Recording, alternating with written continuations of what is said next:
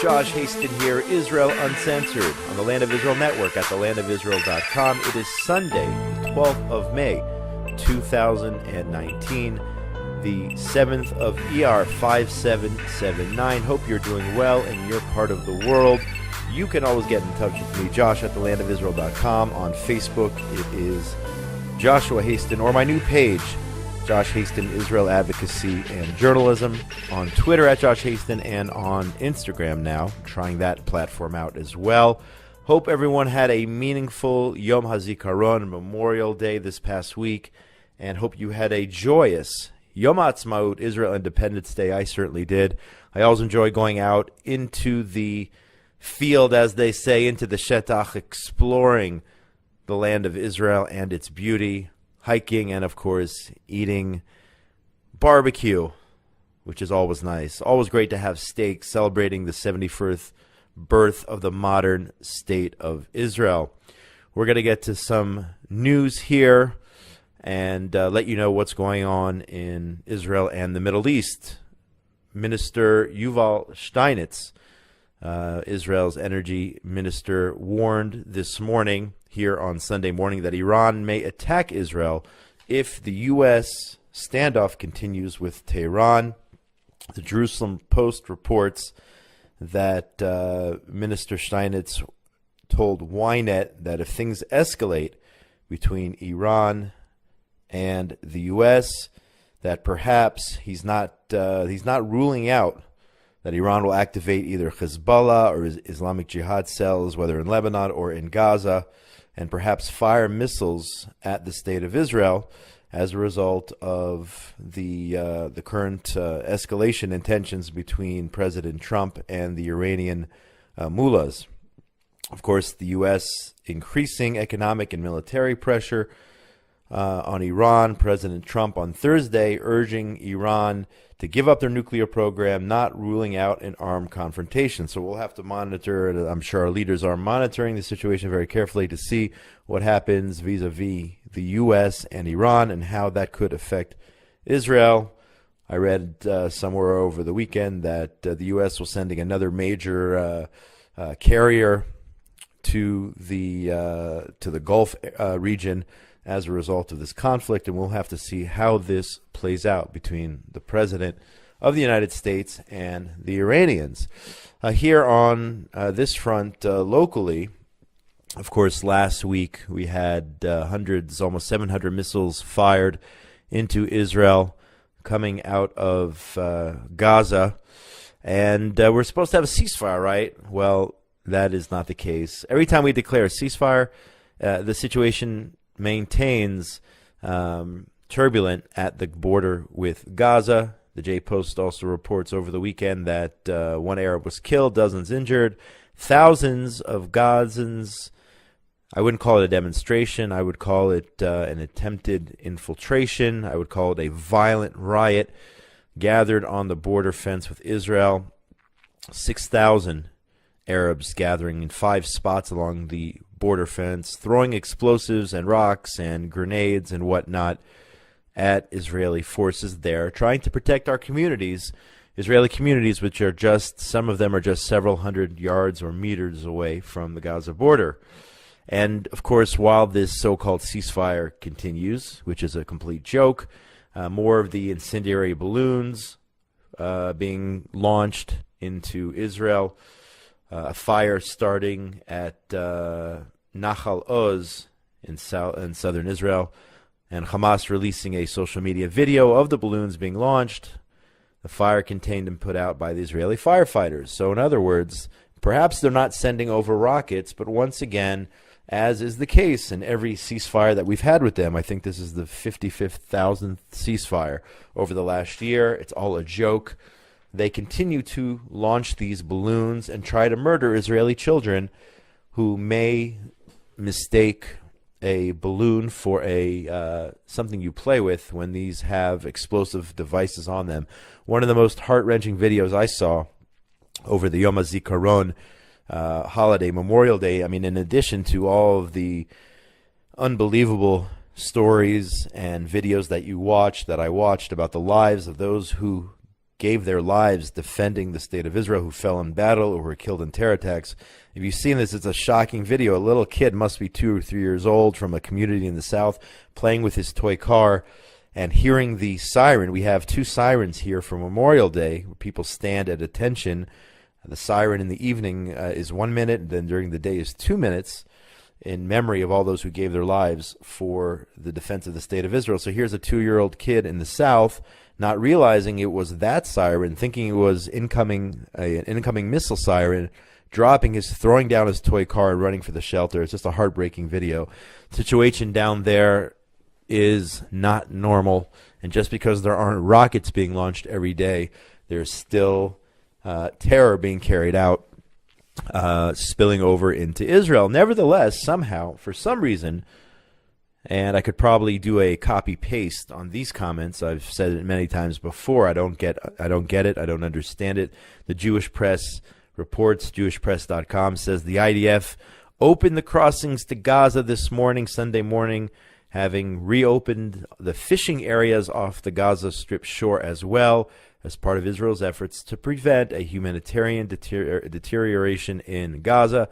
A statement from Kogat, the coordinator of government activities in the territory, said that the Erez and the Kerem Shalom crossings would open and operate as usual, according to the routine operating hours. In other words, tons and tons of materials flowing into Gaza.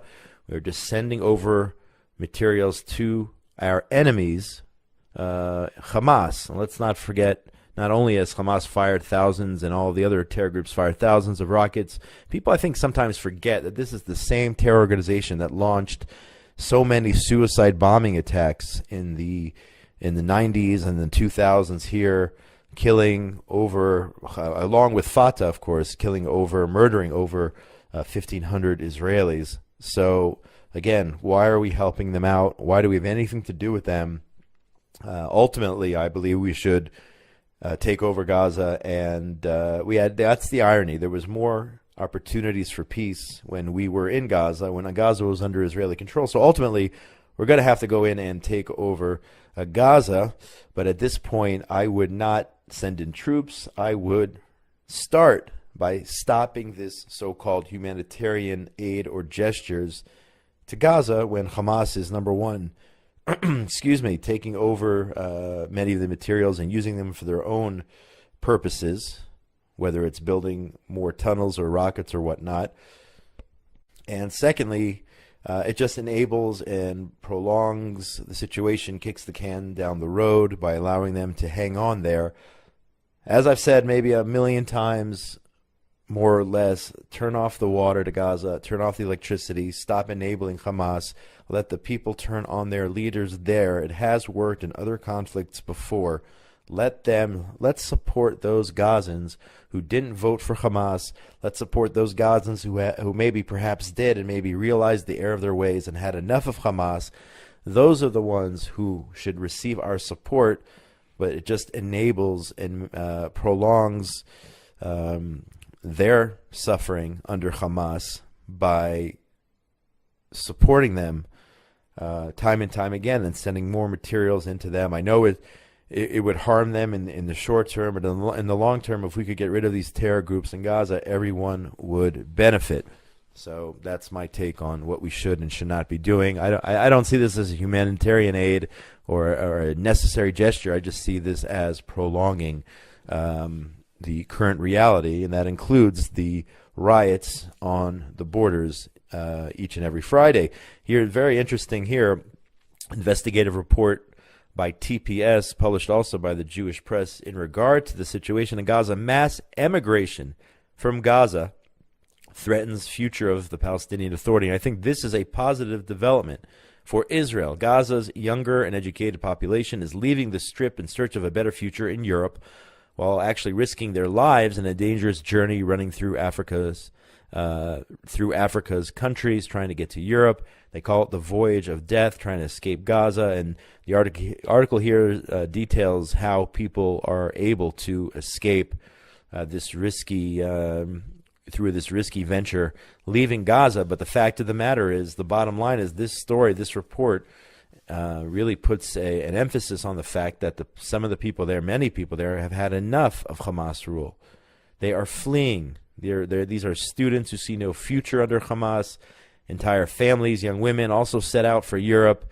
Official Palestinian Authority data shows that the numbers of immigrants are growing. The numbers of those leaving Gaza outnumbers those returning to it. So the Arab population in Gaza is shrinking. Some 36,000 Gazans have left the Strip in recent months. Only 17,000 have returned. The majority have left for Europe. So here we have a situation, I guess you could say, similar to Syria or other countries where people are fleeing conflicts and wars. And also very interesting that those leaving Gaza, they're not blaming Israel for the situation, their poor situations. They're blaming the Palestinian Authority and Hamas because that's where the blame lies. It is simple. It is their own fault, their own doing. Okay? And these people realize it and understand it. The Arabic media criticizing the PA for its lack of ability to stem the flow of immigrants, noting that the phenomenon is dangerous because immigrants will obtain citizenship at their countries of destination, decreasing from the number of so-called, what they call Palestinian refugees, and eligible for what they call the right of return. So there will be less, and this will take some time, but there'll be less Arabs in Gaza, therefore less will be able to say we have, which they don't have in reality, will claim that they have this so-called right of return after what they call the Nakba, of the establishment of the State of Israel in 1948, a war in which Israel, a defensive war of survival, while all of the 5 Arab armies and the locals attacked Israel, and they call it a catastrophe. You lose a war, and yeah, perhaps for you it is a catastrophe. Maybe you shouldn't have started that war to begin with, but the bottom line is less Arabs in Gaza, in my opinion, is a positive sign for Israel. And there are those out there who believe that there should be an incentive package for Arabs also in Judea and Samaria who've had enough of this area and want to emigrate to other countries. There should be a opposite or reverse, nefesh b'nefesh, if you will. I don't want to compare the two. For Arabs who don't want to live under the PA, who would rather live under other countries, whether somewhere in the Arab world or in Europe. Certainly not going to get a better condition of life in the Arab world, but perhaps had enough of the corruption and whatever life is like under Hamas or the PA, wanting to get out of this area. Let's finish this segment of the show with some good and positive news here. 2 Israeli judokas, if that's how it's pronounced, judo experts, champions, took home gold and silver medals at the Baku Grand Slam in Azerbaijan yesterday, putting the athletes one step closer to the 2020 Summer Olympics. Middleweight champion Sagi Muki defeated his Bulgarian opponent in the under 81 kilogram weight class to win the final in Azerbaijan. Fellow Israeli judoka Tohar Butbol won the silver medal in the under 71 kilogram category.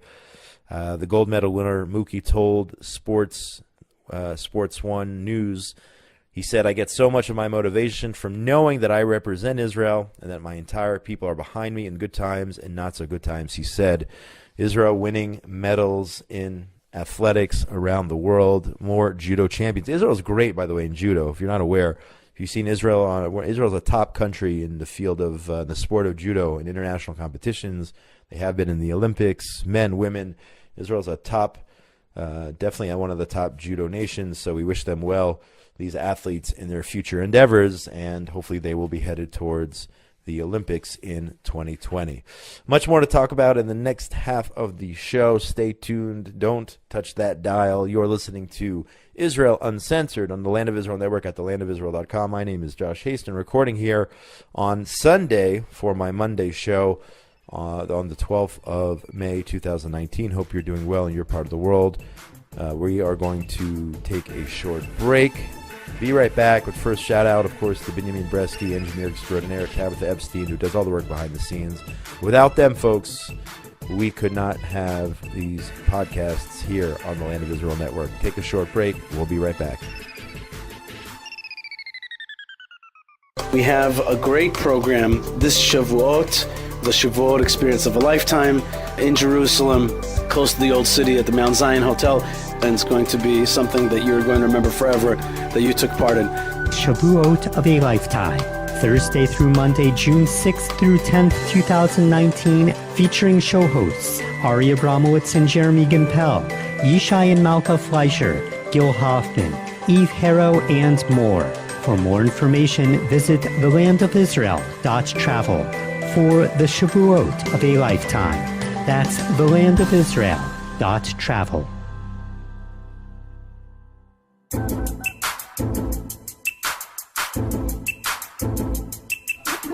And we are back. Josh Hasten here, Israel Uncensored, on the Land of Israel Network at thelandofisrael.com. It is Sunday, May the 12th, 2019, the 7th of the R 5779. And it is a true honor to have on the show right now Nadia Matar. If you're not aware at this point, Nadia Matar, along with Yehudit Katzover, are the recipients of this year's, two of the recipients of this year's Moskowitz Prize for Zionism. I would say they're like the Nobel Prize, but I don't want to insult the Moskowitz family and compare it to the Nobel Prize, because this is even bigger, in my opinion, for their work over the years, both Yehudit and Nadia, on behalf of the Jewish people here in the land of Israel on so many different fronts.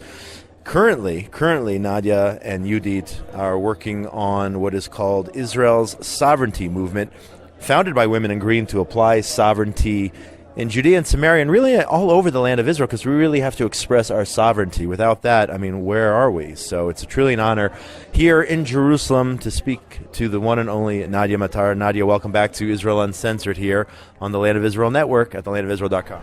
Thank you. Shalom to you, Josh, and shalom to your listeners. First, if you can, and if you can hear, if you're hearing some of the noise in the background, there's a lot of people, but because Jerusalem is a growing and thriving and beautiful city, so we were hearing some background noise, perhaps. But Nadia, tell us your thoughts on receiving such a prestigious honor coming up. The event is on June 4th in Jerusalem. Yes, what at the Binyanei Hauma on June 4th on Tuesday night. And what's it like being a recipient when you found out the news? What was your reaction? Well, as Yehudit Katzover and myself, you took the words from our mouth. We said immediately that it's a bigger honor than the Nobel Prize. You have to understand, everybody who knows the Moskowitz family, Dr. Irving of blessed memory and Cherna, may she have a long life, are people who their entire action and everything they do is the love of Eretz Yisrael, but not only the love, but the developing of Eretz Yisrael. Dr. Irving Moskowitz was like a prophet, as Yehudit said already on a few shows in Hebrew, a prophet who said we have to resettle Jews in East Jerusalem. Who would have thought of it at the time when he spoke about it? And he didn't only dream about it, but very often prophets only talk, but he also acted upon his beliefs. And thanks to him and his wife and the entire Moskowitz family, there are now so many Jews in East Jerusalem. And from there they went on to other places in Judea and Samaria, understanding. So, and then they basically, their prize was in order to instill not only love but also motivation to others to say, here, we're giving prizes to those who act for Eretz Yisrael.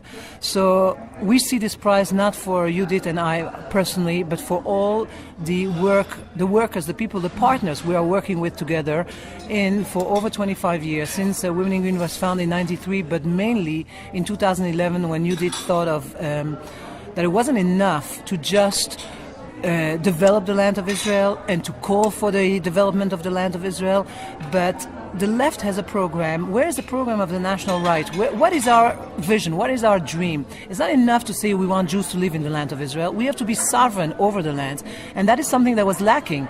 For those who don't know, or for those who forgot, or for the young people who are listening, when we won the war in 1967, the government of Israel didn't really know what to do, and they decided to wait and to create some kind of body called the civil administration that will administer the areas, but they didn't do what they should have done as a party that won the war. When you win a war, especially when you return to your God-given biblical homeland, they should have basically included all the areas that they won in the war as part of the land of Israel.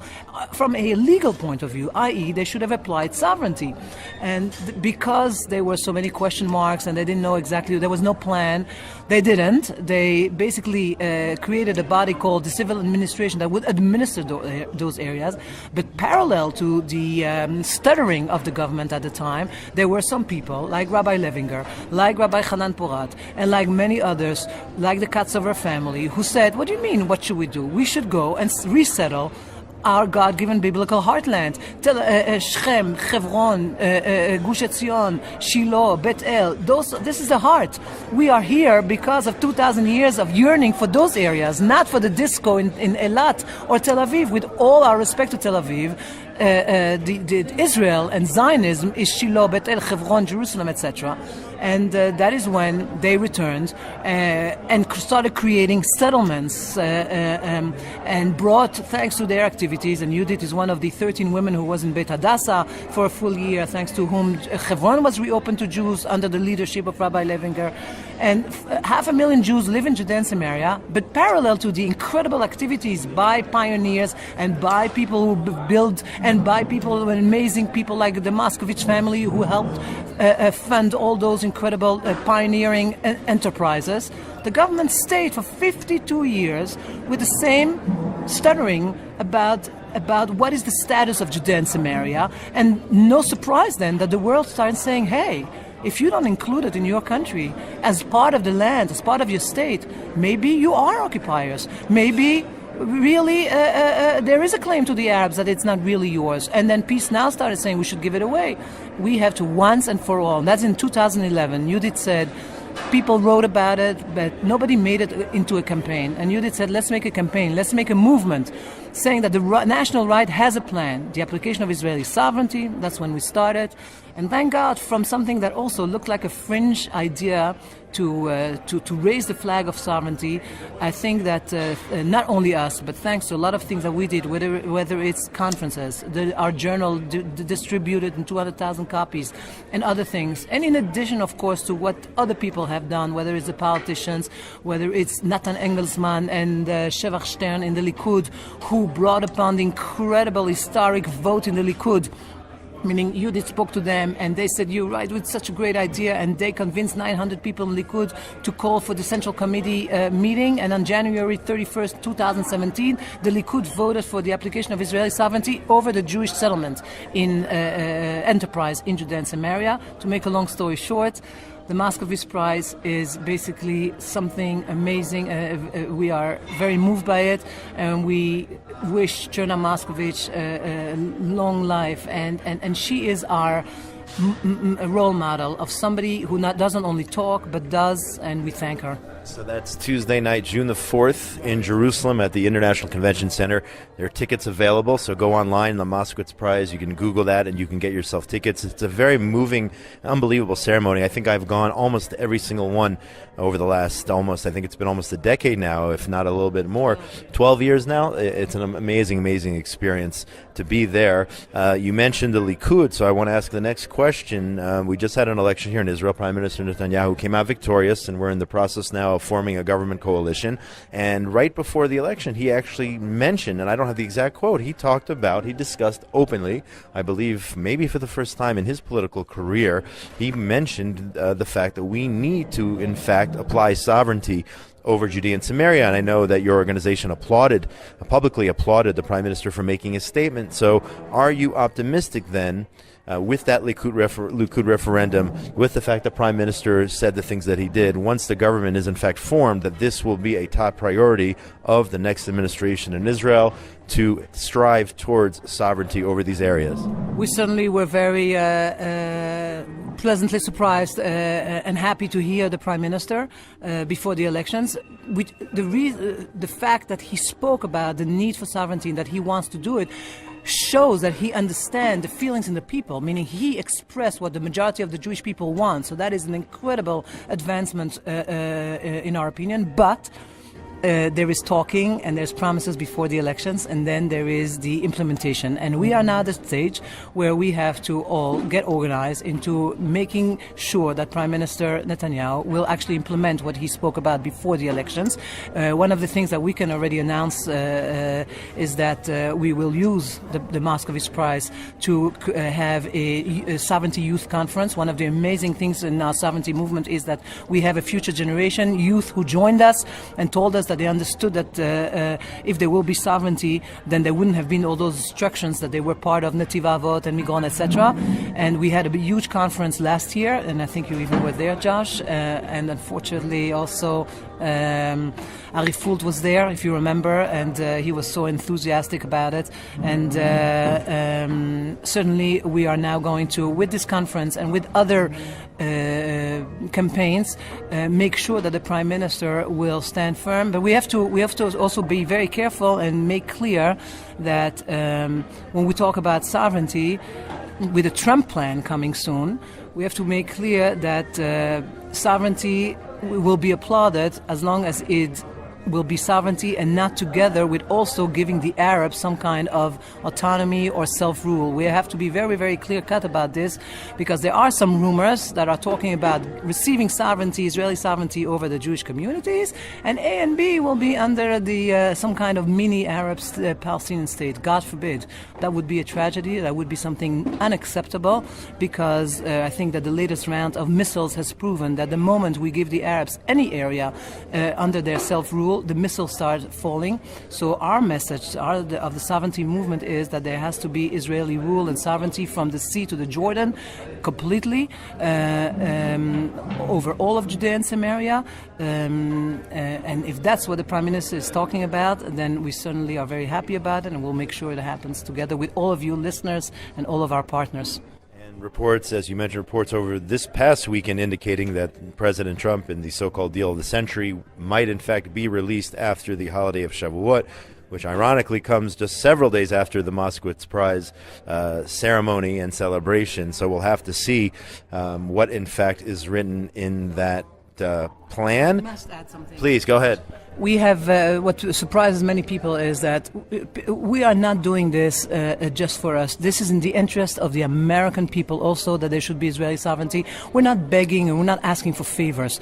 This is not only our right to this land, it is also the best thing for real peace in the Middle East and for real peace for Jews and Arabs alike. Anybody who calls for the creation of a Palestinian state, it is the most immoral call ever, because we know it's a state where a Palestinian state would be where women have no rights and where they do all it would be a jihadist state where, and unlike that, Israeli sovereignty over Judea and Samaria is not only good for the Jews but also for the Arabs. And I'll surprise you and your listeners by saying that we have Arabs who are with us in our sovereignty movement and who have been with us for the past few years, cursing the Oslo agreements, cursing the fact that the PA has been created, and agreeing to live under Israeli sovereignty with residency and not citizenship, understanding that we cannot give citizenship to 1.8 million Arabs at this point before we have another at least 2 more million Jews living and making aliyah, please God. And therefore, it is very important that people understand we're not begging and we're not asking. If anybody who cares about real peace in the Middle East, anybody who cares about the lives of Jews and Arabs alike, should be in favor of sovereignty, and anybody who's in favor of a Palestinian state today is somebody who's calling for an immoral state, a state where people will suffer, a state will call for the destruction of Israel and for the miserable lives of Arabs. That's very important to me. Also, Arabs are for Israeli sovereignty. And I believe that, and we discussed in the first half of the show a new report that came out by TPS indicating that Arabs in Gaza are emigrating at an enormous rate, and that's a direct result of their despair living under Hamas. And the situation in Gaza is the perfect example of what happens when you turn over areas of land to the Palestinian Authority or to Hamas. The Arabs there are trying to get out of there and think how much better life was for the Arabs living under Israeli control. And the BDS movement and those who are trying to boycott the state of Israel, who are they actually hurting? They're actually hurting the Arabs. And that's why I understand why Arabs would in fact be willing to join the sovereignty movement. Yehudit Katzover is here as well, and if she would like to say a few words in English, we'll turn over the mic. If you want to say a few words, Yehudit Katzover as well. Nadia has one other point, and then Yehudit can, if she wants to say something in Hebrew, in English. No, she's going to pass. We're working already on the Sovereignty Youth Conference, which we're planning right now. We met here in Jerusalem because we're meeting a few more friends for two things. First of all, to plan the Sovereignty Youth Conference, which will give the exact date by the end of the day today, and secondly, also to continue and plan the Tama. I don't know if you know, but the Tama is basically a national outline plan that we're working on. A year and a half ago, somebody told us, you talk about sovereignty and I talk about the Messiah. It cannot be implemented. And we said we should really show that it can, and we worked with a architect about this, and we really actually are planning an outline plan of how it will look, and that's what we're meeting for today also. What I wanted to add is one more sentence, is that not only are Arabs joining us on the sovereignty movement, we have Christian Zionists who also joined us. We have this incredible person called Anthony Abma, who from Canada, but he's in contact with Americans too, and he created this organization called Christian Zionists Support Israeli Sovereignty, and he basically told us, he says, very often you have Christian Zionists who say that they're for Israel, but it's not enough to be for Israel by waving an Israeli flag at home. To be in favor of Israel, it is to be for Israeli sovereignty. And you will hear about him more, and I suggest you interview him and hear more about what they're doing, because they're amazing also. So there's so many people in favor of Israeli sovereignty. That is the right and correct thing to do. Nadia Matar, Yehudit Katzover, Israel Sovereignty Movement, founded by Women in Green, and now recipients of the 2019 Moskowitz Prize for Zionism. And it's always an honor to have you on the show. Always wonderful and inspiring to hear the amazing things you're doing. Come to Oz V'Gaon in Gush Etzion and see Zionism in action, see these pioneers building the land of Israel, see it for yourself.